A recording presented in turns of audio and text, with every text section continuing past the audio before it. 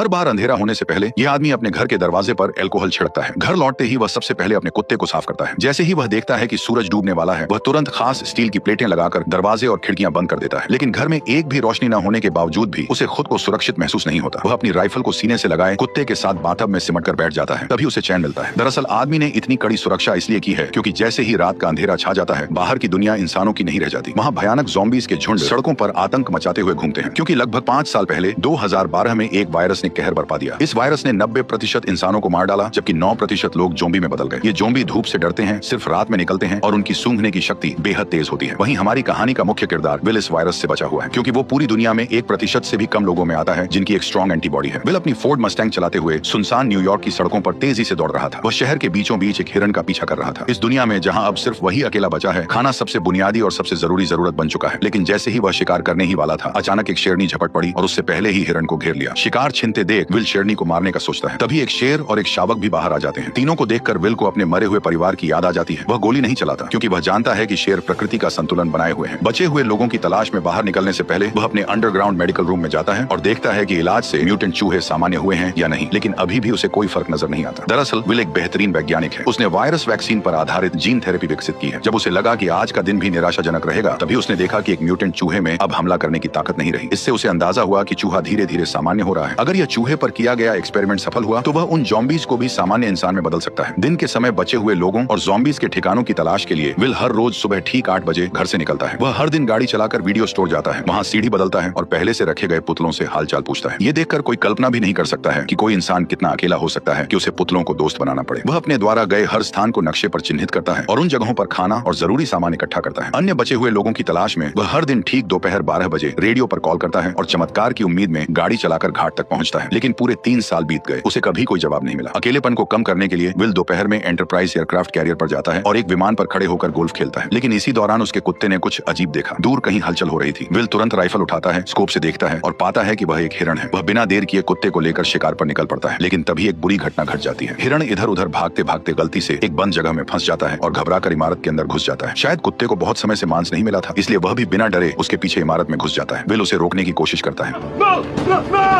Will घबरा जाता है, लेकिन अपने कुत्ते के लिए उसे अंदर जाना ही पड़ता है। अंदर पूरी तरह अंधेरा था, कुछ भी दिखाई नहीं दे रहा था। भले ही मैंने वीडियो की ब्राइटनेस पूरी कर दी हो, फिर भी माहौल और भी डरावना और भयानक लग रहा था। इस वक्त विल का दिल बुरी तरह घबरा रहा था, यहाँ तक कि एक आईना भी उसे डरा सकता था। जैसे ही वह ऊपर जाकर कुत्ते को खोज रहा था, अचानक उसे एक दर्दनाक चीख सुनाई दी। उसे डर था कि कहीं उसके कुत्ते के साथ कुछ बुरा ना हो गया हो। वह खुद को दिलासा देते हुए आगे बढ़ा। सीढ़ियों पर पड़े खून के धब्बों का पीछा करते हुए मोड़ पर उसे एक जानवर का कटा हुआ सिर दिखाई दिया। राहत की बात यह थी कि आगे बढ़ने पर उसे पता चला कि वह अभी अभी मारा गया एक मूस था। लेकिन मूस के चेहरे पर मरने से पहले का डर